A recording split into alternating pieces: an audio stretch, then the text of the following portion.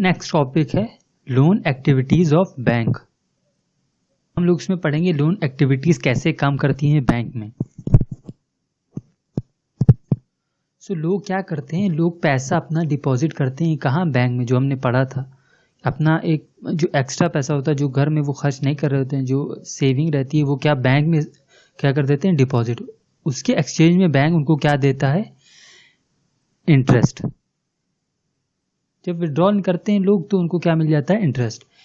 इसी तरह कुछ लोग होते हैं जिनको लोन की जरूरत रहती है, उनको लोन चाहिए होता है, तो वो बैंक से क्या ले लेते हैं, लोन। बैंक उनको लोन दे तो देता है, जब पेमेंट की बारी आती है तो लोग को पेमेंट जो करना होता है उसको उस पर भी एक फिक्स इंटरेस्ट रहता है। तो उनको जो पैसा वापस जो करते हैं, तो वो जो लेट्स से कि अगर उन्होंने बैंक से 10,000 रुपये लिया तो वो 10,000 रुपये तो वापस करेंगे ही, साथ में जो इंटरेस्ट होगा वो भी उनको रिटर्न करना पड़ता है लोन पे। अब इसी तरह बैंक प्रॉफिट भी कमाता है। लेट्स से कि जो यहाँ लोग हैं वो पैसा अपना जमा कर रहे हैं और पैसा उन्होंने जमा किया, फिर उनको जो इंटरेस्ट मिला है, लेट्स से कि बैंक ने उसका फिक्स कर दिया इंटरेस्ट कि उनको 4% इंटरेस्ट मिलेगा। अब कुछ लोग होते हैं जिनको लोन की ज़रूरत है, वो आए उन्होंने लोन लिया। अब जो वो पेमेंट करेंगे उस लोन का, तो वो इंटरेस्ट 4% नहीं रखता, वो ज़्यादा रखते हैं बैंक। यूजुअली लेट्स से 8 और 10% ऐसे रख लिया, ठीक। अब जो वो डिफरेंस हुआ, वो 4% जो उनका एक्स्ट्रा जा रहा है वो उन्होंने वहाँ कवर कर लिया जो उनके लोन के थ्रू मिल रहा है इंटरेस्ट। ऐसे बैंक की लोन एक्टिविटीज काम करती है।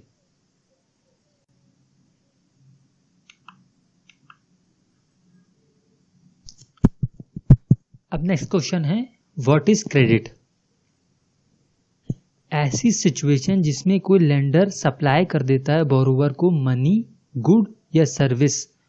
ये उसको क्या लेंड कर देता है, इन तीन चीज़ों में से कुछ भी, और प्रॉमिस क्या ले लेता है कि उसको बाद में पेमेंट मिल जाएगा।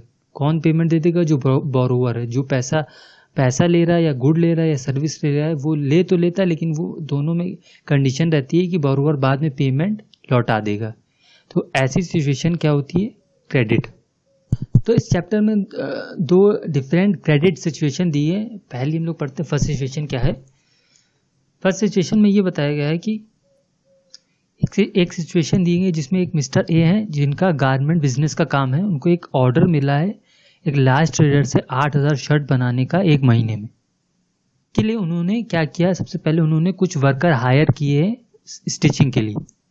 फिर मिस्टर ए ने क्या किया, परचेज किया raw material for the shirt के लिए उन्होंने किया रॉ मटेरियल परचेज। इन सब एक्सपेंस को मीट करने के लिए मिस्टर ए ने लोन लिया है 2 सोर्सेस से। पहला सोर्स है, सबसे पहले उन्होंने क्लोथ सप्लायर से कहा है कि वो सप्लाई कर दे क्लोथ, बाद में वो उनको पेमेंट करेंगे जब उनका पूरा काम ये 8,000 शर्ट का हो जाएगा। सेकंड, उन्होंने क्या किया कि उन्होंने मिस्टर ए ने लोन ऑब्टेन किया है उस लार्ज ट्रेडर से। उन्होंने एडवांस 300 शर्ट के पैसे ही ले लिए पहले से। उन्होंने क्या कहा कि at the end of the month हम आपको पूरे 8,000 शर्ट सप्लाई कर देंगे, पर आप हमको 3,000 शर्ट के पहले ही पैसे दे दी।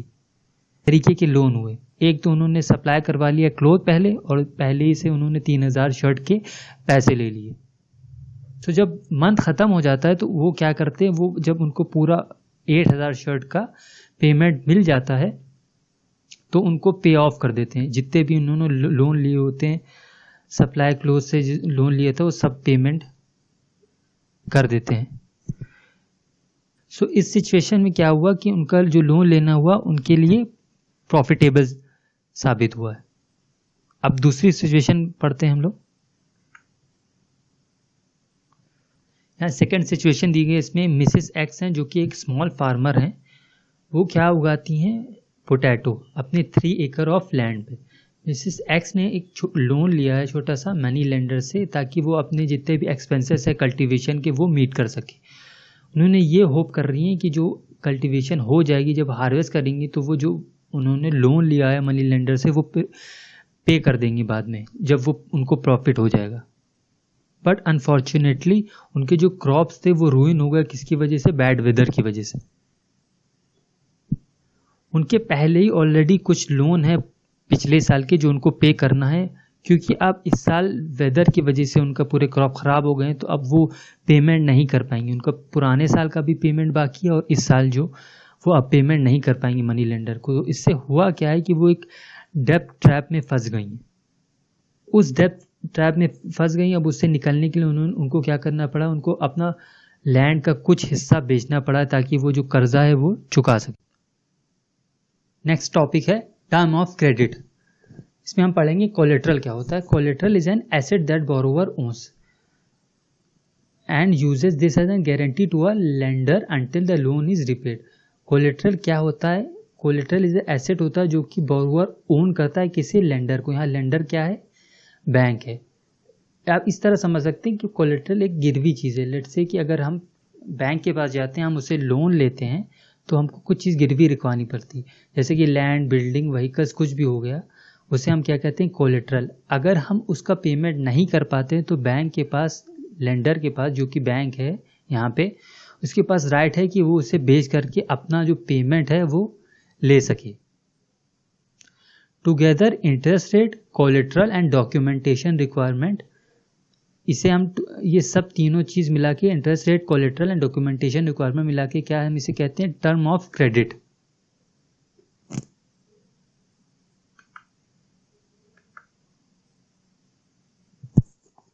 एक तो लोन हम बैंक से लेते हैं और एक लोन हम किससे भी ले सकते हैं, एक और संस्था से ले सकते हैं, वो है कोऑपरेटिव्स।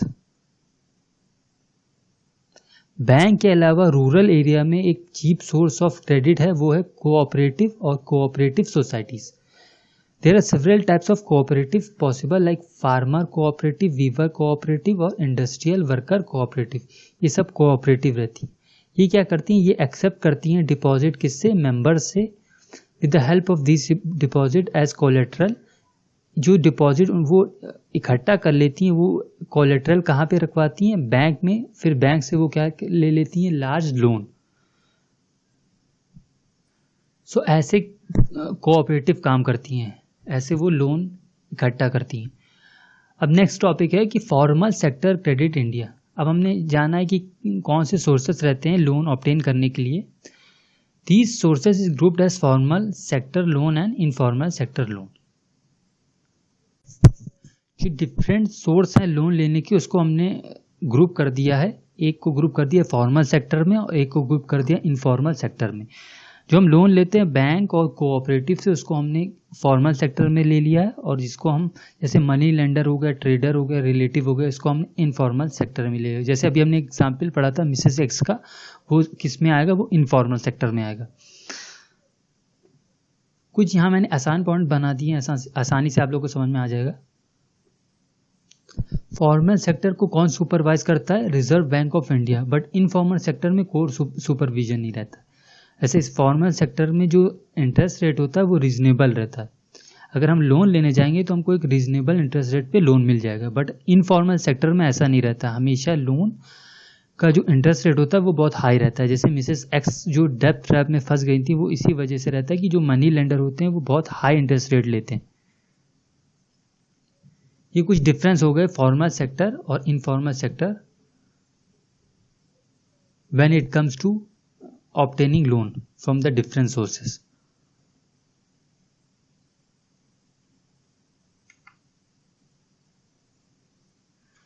ये पिक्चर है प्रोफेसर मोहम्मद यूनुस की, जो कि बांग्लादेश से बिलोंग करते हैं। इन्होंने 2006 में नोबेल पीस प्राइज जीता है। अब मैं ये चाह रहा हूँ कि इनके बारे में आप खुद ही कुछ थोड़ा सर्च करें। इसके लिए मैंने एक लिंक नीचे डिस्क्रिप्शन में दे दी है, आप उस पर जाके एक छोटा सा वीडियो आप उस पर जाके पता कर सकते हैं कैसे इन्होंने रेवोल्यूशन लाया है बैंकिंग सेक्टर में, not only in Bangladesh but all over the world. So इस चैप्टर के लिए बस इतना ही। Thank you.